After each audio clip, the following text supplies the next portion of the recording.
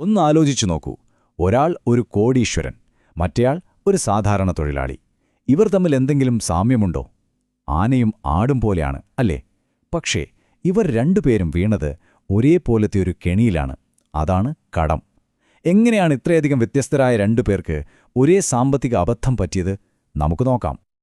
അപ്പോ ഇതാണ് നമ്മുടെ പ്രധാന ചോദ്യം. സ്വന്തമായി പ്രൈവറ്റ് ജെറ്റൊക്കെ ഉള്ള ഒരാള്, പിന്നെ മാസം വെറും 23,000 രൂപ ശമ്പളം വാങ്ങുന്ന ഒരു ടെക്സ്റ്റൈൽ തൊഴിലാളി. ഇവർക്ക് രണ്ടുപേർക്കും എങ്ങനെയാണ് ഒരേ കെണിയിൽ വീഴാൻ കഴിയുന്നത്? കേൾക്കുമ്പോൾ വിചിത്രമായിട്ട് തോന്നാം, അല്ലേ? പക്ഷേ ഇതിന്റെ ഉത്തരം നമ്മൾ വിചാരിക്കുന്നതിലും സിമ്പിളാണ്. ഓക്കെ, അപ്പം നമ്മുടെ കഥയിലെ ഈ രണ്ടു പേരെ നമുക്ക് പരിചയപ്പെടാം. ഒരു സൈഡിൽ കിങ് ഓഫ് ഗുഡ് ടൈംസ് എന്നൊക്കെ അറിയപ്പെടുന്ന കിങ്ഫിഷർ എയർലൈൻസിന്റെ അമരക്കാരനായിരുന്ന വിജയ് മാല്യ. ഇനി മറുവശത്ത് നോക്കിയാലോ, തമിഴ്നാട്ടിലെ ഒരു ടെക്സ്റ്റൈൽ മില്ലിൽ ജോലി ചെയ്യുന്ന രാജേഷ്. മാസം കിട്ടുന്നത് വെറും 23,000 രൂപ. ഒറ്റനോട്ടത്തിൽ ഇവരുടെ ലോകങ്ങൾ തമ്മിൽ ഒരു ബന്ധവുമില്ലെന്ന് നമുക്ക് തോന്നും. ഏതൊരു വലിയ കടത്തിന്റെയും തുടക്കം ഒന്നുകിൽ ഒരു വലിയ സ്വപ്നത്തിൽ നിന്നായിരിക്കും, അല്ലെങ്കിൽ ഒരു വലിയ ആവശ്യത്തിൽ നിന്ന്. മല്യയുടെയും രാജേഷിന്റെയും കാര്യത്തിലും ഇതുതന്നെയായിരുന്നു സംഭവിച്ചത്. മല്യയുടെ സ്വപ്നം വളരെ വലുതായിരുന്നു. ഇന്ത്യയിലെ ഏറ്റവും മികച്ച, ഏറ്റവും ആഡംബരമുള്ള എയർലൈൻ തുടങ്ങുക. രാജേഷിന്റെ സ്വപ്നങ്ങളോ ചെറുതായിരുന്നു, പക്ഷെ അത്രയേറെ പ്രധാനപ്പെട്ടതും. തന്റെ കുടുംബത്തെ നന്നായി നോക്കണം, സഹോദരിമാരുടെ വിവാഹം നടത്തണം, ഒരു വീട് വെക്കണം. ഈ രണ്ട് സ്വപ്നങ്ങളും യാഥാർത്ഥ്യമാക്കാൻ അവർ ഒരേ വഴി തിരഞ്ഞെടുത്തു: കടം വാങ്ങുക എന്നത്. യഥാർത്ഥ പ്രശ്നം ഇവിടെയാണ് തുടങ്ങുന്നത്. വളരെ ലളിതമാണ് കാര്യം. കിട്ടുന്നതിനേക്കാൾ കൂടുതൽ ചെലവാക്കുക. ഇപ്പോൾ ഒരു കുടുംബത്തിന് മാസം 20,000 രൂപ വരുമാനമുണ്ടെന്ന് കരുതുക. പക്ഷെ അവരുടെ ചെലവ് 25,000 രൂപയാണെങ്കിലോ? സ്വാഭാവികമായും അവർ കടത്തിലാകും. ഇതുതന്നെയാണ് മല്യയുടെയും രാജേഷിന്റെയും കാര്യത്തിലും സംഭവിച്ചത്. ആ തുകയുടെ വലിപ്പത്തിൽ മാത്രമായിരുന്നു വ്യത്യാസം. അപ്പോൾ ഇവിടെ നിന്നാണ് കാര്യങ്ങൾ ശരിക്കും വഷളാകാൻ തുടങ്ങിയത്. ആ സ്വപ്നങ്ങൾക്ക് പിന്നാലെ പോയപ്പം അവർ രണ്ടുപേരും ഒരു വലിയ സാമ്പത്തിക ചുഴിയിലേക്കാണ് ചെന്ന് വീണത്. കിങ്ഫിഷർ എയർലൈൻസിന്റെ ഭീമമായ പ്രവർത്തന ചെലവുകൾക്ക് വേണ്ടി വിജയ് മല്യ ബാങ്കുകളിൽ നിന്ന് എടുത്തത് എത്രയാണെന്നറിയോ? ഏകദേശം 9,000 കോടി രൂപയുടെ വായ്പകൾ. കമ്പനിയുടെ വരുമാനത്തേക്കാൾ എത്രയോ മുകളിലായിരുന്നു അതിന്റെ ചെലവുകൾ.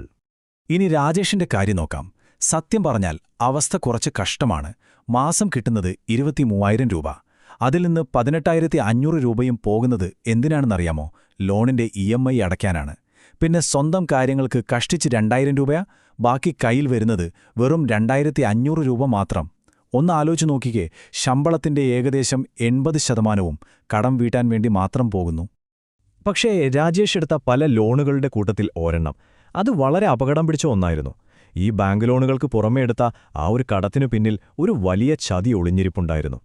അതായത് ഗ്രാമത്തിലെ ഒരു പലിശക്കാരന്റെ കയ്യിൽ നിന്നും വാങ്ങിയ ആ ലോണിന് മാസം 5% പലിശ. 5% എന്നുവെച്ചാൽ വർഷം 60% പലിശ. നമുക്കിതൊന്നും ചിന്തിക്കാൻ പോലും പറ്റില്ല. ഈ ഒരൊറ്റ കടം മതിയായിരുന്നു രാജേഷിനെ ശരിക്കും ആ കടക്കിണിയിലേക്ക് ആഴത്തിൽ തള്ളിയിടാൻ. ശരി, ഇനി നമുക്ക് പ്രശ്നത്തിൽ നിന്ന് പരിഹാരത്തിലേക്ക് വരാം. പ്രശസ്തനായ അങ്കുർ വാരിക്കു രാജേഷിന് നൽകിയ ഒരു ഉപദേശമുണ്ട്. ഇത് സത്യത്തിൽ ആർക്കും പിന്തുടരാൻ കഴിയുന്ന ഒന്നാണ്. ഒരു കാര്യം എപ്പോഴും ഓർക്കുക. നിങ്ങൾ കടത്തിൽ മുങ്ങി നിൽക്കുകയാണെങ്കിൽ പുതിയ നിക്ഷേപങ്ങളെക്കുറിച്ച് ചിന്തിക്കുകയേ ചെയ്യരുത്. ആദ്യം ചെയ്യേണ്ടത് കടം വീട്ടുകയാണ്. കാരണം നിങ്ങളുടെ കടത്തിന്റെ പലിശ നിങ്ങൾ നിക്ഷേപത്തിൽ നിന്നുണ്ടാക്കുന്ന ലാഭത്തേക്കാൾ എത്രയോ വേഗത്തിൽ വളരും. അപ്പോൾ അദ്ദേഹം കൊടുത്ത 3 സ്റ്റെപ്പ് പ്ലാൻ ഇതായിരുന്നു. ഒന്നാമതായി, എല്ലാ മാസവും നിക്ഷേപിക്കുന്ന SIPകൾ പോലുള്ള കാര്യങ്ങൾ ഉടൻ നിർത്തുക.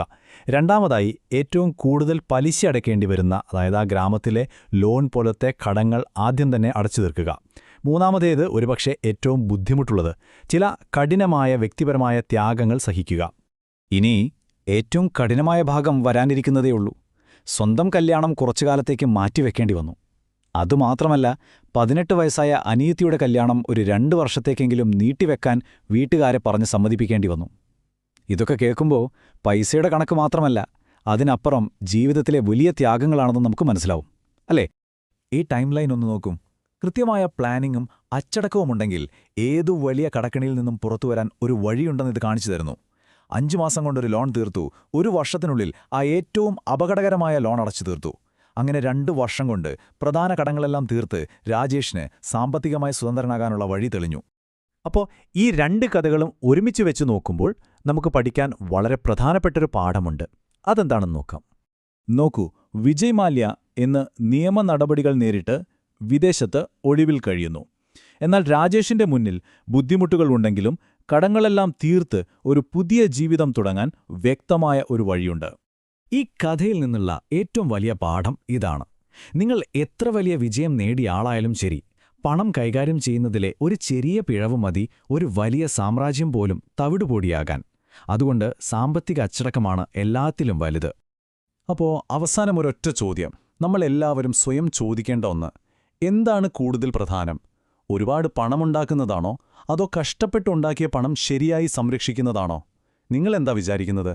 നിങ്ങളുടെ അഭിപ്രായം താഴെ കമന്റ് ബോക്സിൽ അറിയിക്കൂ. ഇതുപോലെയുള്ള സാമ്പത്തിക പാഠങ്ങൾ ഇനിയും അറിയണമെന്നുണ്ടെങ്കിൽ ഞങ്ങളുടെ ചാനൽ ഇപ്പോൾ തന്നെ സബ്സ്ക്രൈബ് ചെയ്യുക.